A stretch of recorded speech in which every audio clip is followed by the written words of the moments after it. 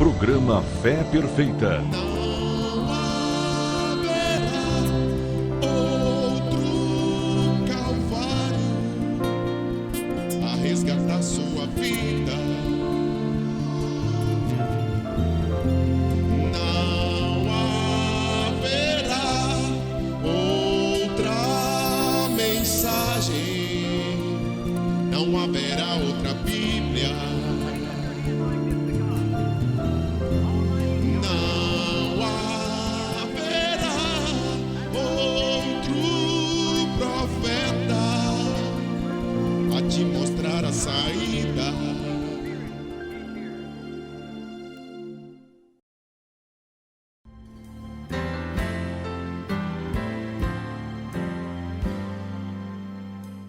De volta convosco na apresentação de mais um programa Fé Perfeita. Estamos aqui pela graça de Deus, muito agradecido pela sua audiência e também pelos seus e-mails, pelos seus telefonemas e, sobretudo, aqueles que vão nos visitar, aqueles que têm vindo aos nossos cultos, participado do nosso momento de adoração. Estamos convidando a todos e agradecendo aqueles que já fizeram este ato grande, né, de vir até a casa do Senhor. São sempre bem-vindos em nome de Jesus. Aqui conosco nós temos o pastor Messias da cidade de Salvador, que nos honra com sua presença e participa conosco neste momento de meditação de São Mateus, capítulo 24. Por favor, pastor Messias, leia para nós o verso 37 do capítulo 24 do Evangelho de São Mateus. E como foi nos dias de Noé, assim será também a vinda do Filho do Homem. Como foi nos dias de Noé? Vamos ver como foi nos dias de Noé. Gênesis capítulo 6, nós vamos ver Deus dizendo para Noé, no verso 11 a seguir, que a terra estava corrompida diante da face de Deus e encheu-se de violência. Será que a violência que tem crescido e as autoridades, eu não quero dizer que elas não estão se esforçando para conter a violência, mas será que eles conseguirão conter ou é cumprimento das Escrituras? Cumprimento das Escrituras, não tem como conter isto. Isso tem vindo como uma enchente, como uma nevasca, sabe? Uma tragédia da sociedade. E ela está aí para demonstrar que Cristo está vindo. É um dos sinais, a violência. Porque antes de sua vinda, isso aconteceria. Violências no lar, violências entre homem e homem, violências, guerras, sabe? Violências, o tratamento que os mandantes, os líderes, os políticos tratam com as pessoas. Violência generalizada. A violência também com o meio ambiente, não é? Com os animais, com a flora, não é? Parece que a ganância, o querer, o possuir, o ter, não é? Não se mede consequência, um desmatamento que vem causar problemas. Tudo isto também é um ato de violência, a ponto de Paulo dizer que a natureza está gemendo também, né? Você vê que é uma coisa que vem corrompendo tudo. Você não tem mais uma terra limpa, você tem rios poluídos e você vê que o homem pensou que ele era sábio, e uma das grandes teorias do Karl Marx é que o homem seria capaz de desfazer tudo aquilo que fez. E aí você cai numa situação vexatória. Por exemplo, o homem criou a bomba atômica, desenvolveu o átomo, não é capaz de fazer aquilo voltar ao seu estado natural, nunca mais. O homem poluiu a natureza, como é que vai se despoluir? Tem que se fazer hoje um ato de insanidade. Poluir os rios e depois vão beber a água contaminada por fezes, por urina, por esgotos, que eles próprios produziram aquilo. Aí vão jogar produtos químicos para purificar a água e contaminar o ser humano. Não é tudo um ato de insanidade e de violência E toda a natureza não geme por isso, pastor Messias? Sim, geme e está se transformando. Sobre as águas, pastor César, eu vi certa vez que os corais, a base da sustentação nos oceanos, estão morrendo. Quer dizer, os pequeninos animais do oceano estão morrendo, que não estão suportando a carga de coisas, detritos e químicos que colocaram no mar. Então o mar está morrendo, gerando assim provavelmente não, irreversivelmente, na verdade, um problema com os mares.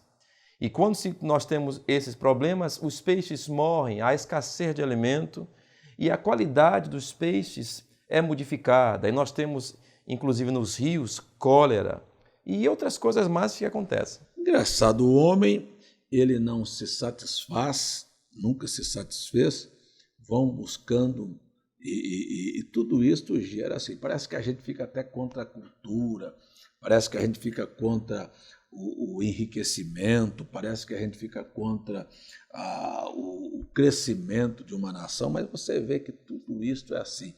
Não há dinheiro que satisfaça o ser humano. Aí não há recursos. Pode-se, a população brasileira trabalha 5 meses por ano para pagar imposto para o governo, para ser mal usado, e aí então tem que enfiar lá no meio do mar para buscar agora no pré-sal um outro recurso que você vai ver que não vai dar, sabe, porque vai ser mal usado novamente, e vem uma sequência assim, e isto tudo é uma agressão ao meio ambiente. Não adianta. Aí um acidente ali, pagou-se uma multa, mas não repara o mal que fez. Então, essas são consequências, e tudo isto, para mim, amigo telespectador, você que está me acompanhando, são sinais evidentes de que Cristo está voltando. Nós não estamos contra o crescimento, não estamos contra a educação, não estamos contra a modernização, nós estamos contra a corrupção, porque nós sabemos que quando Cristo vier, nós teremos aqui na Terra a seguinte ordem social: nós não teremos uma democracia que, apesar de ser muito boa, provou que é ineficiente, está cheia de falhas. Nós não teremos um sistema socialista que provou ao mundo que também não valeu nada.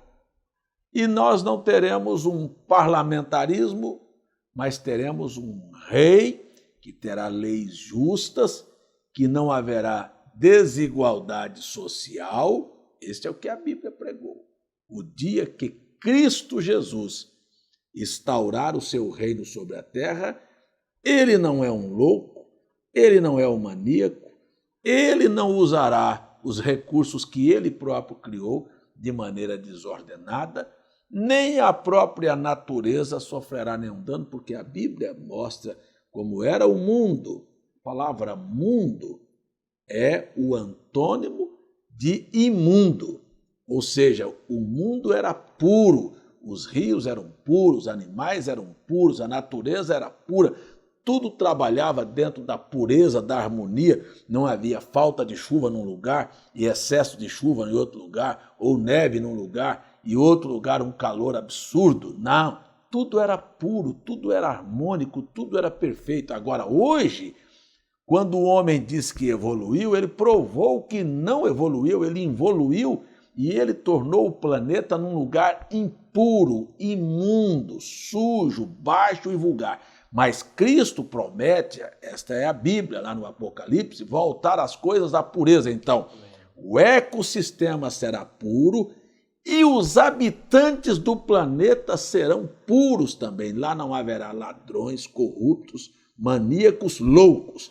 Por quê? Para começar, quem vai encabeçar não são políticos loucos, é Cristo, é a plenitude da inteligência, da sabedoria, da justiça, do equilíbrio, da bondade, do amor. Isto é o que vai partir da parte do governante do mundo. Os seus comandados, os seus súditos, serão também assim, porque a Bíblia diz: e lá não entrará nada que corrompa, nada impuro, nada que é deste mundo. Por isso a Bíblia diz, se você ama o mundo e as coisas que há no mundo, o amor de Deus não está no seu coração. Aí você vê que a religião está a milhões de quilômetros e o cristianismo está a milhões de quilômetros de amar a Deus. Mas aí você tem também um outro passo. Então, ou os governantes e o seu povo serão pessoas completamente equilibradas. Então, a Bíblia disse que este momento em que nós vivemos, de uma transformação, porque é assim, eu conheço isso de perto, olha, para se plantar, põe-se insumos na terra, adubos químicos, depois põe uma semente já com inseticida para que o inseto não mate aquela planta. Depois vem e pulveriza um outro veneno para matar as ervas que nasceram lateralmente ali, porque nem se carpe hoje mais a lavoura. Depois, para secar, passa-se um produto químico para amadurecer antecipadamente os alimentos. E tudo isto é veneno, e tudo isto agora vai sofrer um outro processo de industrialização com mais produtos químicos para ser lançado dentro do corpo do ser humano. Esta é a condição. Tudo isto para ligeiramente gerar lucros. E você parte para todos os lados. O espírito que governa o mundo chama-se aquisição e sedução.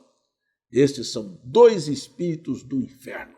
Mas eu vou voltar aqui agora para a visão que Jesus disse, tanto de plantar como de edificar, tudo isso tem uma função. No verso 14 do capítulo 6, Deus manda fazer uma arca. O Senhor terminou o programa falando sobre esta arca, e esta arca tinha compartimentos, e ela deveria ser betumada por dentro e por fora, e Deus deu a Noé: faze para ti uma arca da madeira de gofer. Você pode falar, pastor Messias, um pouco sobre as características desta madeira de gofer? Essa madeira, ela era porosa, não era madeira firme como cedro, como pau d'arco, como essas madeiras de lei. Era uma madeira porosa e ela era fácil de manusear. Qualquer um que imaginasse fazer um barco com essa madeira, alguém diria que esse rapaz está meio louco, porque ela não vai inchar de água, vai aderir, ela conseguia chupar as águas, os líquidos, porque ela era porosa. Todavia, foi essa madeira, diferente de uma madeira tão forte, que Deus escolheu, mas por uma razão. Ela tinha a qualidade de poder receber o betume que ela receberia. E esse betume aderiria tanto a ela que ela ficaria impermeabilizada tanto por dentro quanto por fora. Outra madeira não seria capaz disto. Então Deus é sábio em suas decisões. Ele escolheu aqui uma madeira de gofer que era porosa, esponjosa, né? E ela tinha a capacidade de absorver. Aos olhos naturais, quando a água batesse, ela ia encharcar e afundar-se. Mas Deus disse betume por dentro e por fora. O betume, naquela época, era feita de uma madeira. Pegava-se uma certa árvore, cortava, tirava uma resina, levava ao fogo, fervia, e ela parecia então com o piche que nós temos hoje, o betume. E ali, então, quando passava naqueles poros daquela madeira e naquela esponja, ela absorvia. Isto vale dizer que Deus escolhe para si, preste atenção, amigo que está em casa, não é pessoas cabeça dura, como madeira foi citada aqui, pau d'arco, ou jatubá, ou cedro, que não absorve. Tem gente que eu estou falando, é a mesma coisa se eu pegar 1 litro de água e jogar nas costas de um pato. A água bate, escorre e cai no chão. Tem pessoas desta natureza aqui, ó, que são madeiras de lei. Eles têm a ideia, eles têm o pensamento, eles têm o gosto, eles têm a maneira deles. E Deus não trabalha com esse tipo de gente. Deus trabalha com aqueles que têm o coração aberto, que quando a palavra vem, ele diz, é a verdade, é isto mesmo. E eles absorvem isto. E isto, quando é absorvido, a palavra de Deus faz você se tornar impermeável. Então, de maneira que aquilo que haverá de vir não penetra mais. Aí pode soltar, olha, pode arranjar rede de televisão, qualquer que seja ela, qualquer novela que venha, qualquer influência maligna que vier, qualquer mulher seminua, qualquer mulher pintada, qualquer exemplo de namoros ou de casamento, isso não entra mais em você, porque na verdade você foi impermeabilizado, tanto por fora como por dentro. Por dentro você está revestido de Deus e aqui por fora vacinado contra estas coisas. É por isto que a igreja moderna não serviu para Deus, porque aí tem teólogos que botam o dedo na Bíblia e dizem assim: nós não aceitamos, estamos em outra época. Se formos assim, nós não conseguiremos ganhar a sociedade, nossa igreja fechará as portas, nós iremos à falência. Vamos fazer o seguinte, vamos fazer do nosso modo, porque aí então nós teremos uma coisa melhor. Se Noé não tivesse feito como Deus mandou fazer, a arca dele não sobreexistiria. E eu vou dizer a você, não é, pastor Messias? Esta arca aqui, ela obedeceu algumas medidas. Por exemplo, no verso 15, o senhor pode ler para nós? E desta maneira a farás, de 300 côvados o comprimento da arca, e de 50 côvados a sua largura, e de 30 côvados a sua altura. O interessante aqui, amigo telespectador, e você, pastor Messias, que está conosco aqui, sabe disto, que estas medidas, 300 côvados aqui, se você tomar na medida dos côvados, aqui você vai ter 159 metros e 90 centímetros. Por que Deus não botou 160? Deixou faltando 10 centímetros só. Porque ele deseja ser obedecido. Deus sabe o que faz. A mente do Eterno é maior do que a nossa. Quando ele determina alguma coisa e você pratica, você demonstra obediência. E Deus quer que nós obedeçamos. Aqui você tem o comprimento de 50 côvados, 22 metros e meio. Por que não botou 23? Pela mesma razão, Deus quer que você obedeça. Não é se você acha que vai ficar um pouco mais bonito, não. É como Deus disse para fazer. E aqui 30 côvados de altura. Veja, eu só queria chamar sua atenção, amigo telespectador, que Noé era tão humano quanto eu e você. Ele tinha inteligência e ele podia questionar, dizer: Deus, eu não vou fazer essa arca com essa madeira de golfe, todo mundo vai zombar de mim. Primeiro ponto, ele podia questionar: eu não vou vestir essa roupa porque todo mundo vai achar que eu estou feio, eu não vou usar meu cabelo assim porque vão chamar-me de fanático. Ele poderia ter argumentado como as pessoas estão argumentando. Depois, ele podia ter dito para Deus: Senhor, olha, o senhor disse 159 metros e 90 centímetros, por que eu não posso fazer de 160? Vou fazer o seguinte, vou fazer com 160. Se ele tomasse a iniciativa de fazer com 160, ele não estaria acrescentando? Sim, estaria acrescentando. E o que a Bíblia diz para aqueles que acrescentam? As pragas do livro serão acrescentadas sobre este. E se ele tivesse dito, vamos fazer com 159? Os benefícios do livro seriam tirados também dele. Então nós não podemos acrescentar. Jesus está mais uma vez dizendo a mim e a você que nós não temos autoridades nem capacidade para acrescentar ou diminuir. Eu não tenho autoridade para fazer o caminho do céu ser mais largo ou mais estreito. Olha, o padrão é a Bíblia. Não é a Bíblia mais o meu pensamento, não é a Bíblia menos o que eu penso, é a Bíblia. Não é a Bíblia e a opinião da sua igreja, não é a Bíblia e a opinião do seu pastor, não é a Bíblia e a opinião do Papa, não é a Bíblia e a sua opinião. É a Bíblia. Fora da Bíblia, você vai afundar. Deus não estaria no barco de Noé, na arca de Noé. Me fez lembrar de Raabe. quando os mensageiros deram a ela um sinal. E Josué, o general, ia destruir a cidade de Jericó. E deram um sinal a ela, que era um paninho vermelho ali amarrado.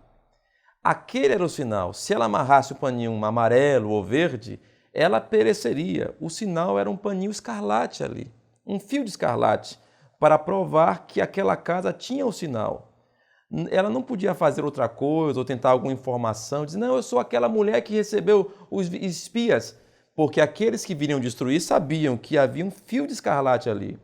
Então é muito importante, pastor César e caro amigo, fazer exatamente o que Deus disse. Então você pode descansar, como Noé descansou. Pois é, daqui no verso 16, você tem uma outra observação, porque eu estou estudando São Mateus 24 e Jesus mandou a gente olhar isso aqui, ó, como foi nos dias de Noé. Olha, Noé era um profeta, Noé obedeceu a Deus em tudo, não fez da sua maneira.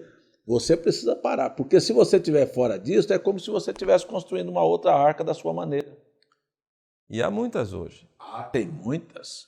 Tem muitas. Então aqui você pega aqui, ó, e veja aqui. Farás uma arca, na arca, uma janela de um covo, acabarás em cima, e uma porta da arca porás ao seu lado. Far-lhe-ás andares baixo, segundo e terceiro. Então aqui nós temos o padrão da arca. Como é que era? Com 3 andares. Primeiro, segundo e terceiro andar. Depois você tem a arca com uma porta e uma janela. A janela, você pode até pensar assim, mas que Deus é este? Que mentalidade é esta? Você faria uma arca e colocaria uma janela na parte de cima, olhando para cima. Não é questão de olhar na lateral. Não pôs uma janela na lateral para você olhar. Sabe por que que a igreja dos nossos dias, isso é a mensagem que Jesus está dando para nós. Sabe por que que a igreja está na condição que ela está? Porque ela ficou olhando, ela tem uma janela na lateral. Ela olha para o mundo, para a telenovela, para a sociedade, para o que os vizinhos vão dizer, os amigos, e daqui um pouquinho ela se moderniza e fica como imundo. Ela não está, ela está exatamente na condição que está o mundo, imundo. Não é puro. Então você olha exatamente o que estava acontecendo. Deus disse, põe uma janela para cima, porque você vai ter que tirar a visão das laterais. Você vai ter que olhar para mim. O que a Bíblia diz? Olhando para quem? Para Jesus, o autor e consumador.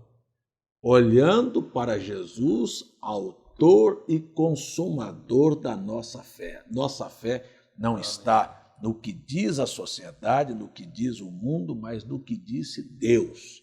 Noé fez assim. A arca tinha 3 andares e você sabe que a salvação ela está colocada em 3 pilares também, não é? Sim. 3 etapas da vida cristã. Quais são, pastor Messias? Primeiro, arrependimento, que é a justificação pela fé. Depois, a justificação, o batismo, o sangue derramado de Jesus Cristo. A segunda etapa, que é a santificação.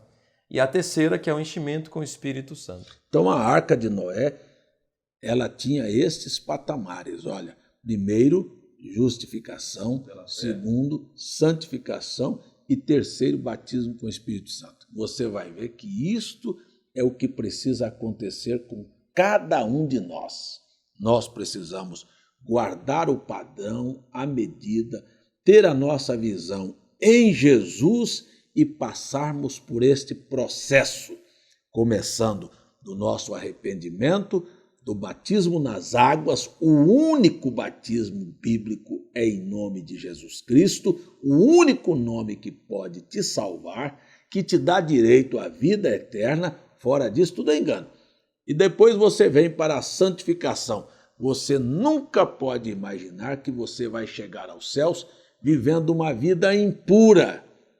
A Bíblia é explícita em dizer, sem santificação, ninguém verá o Senhor.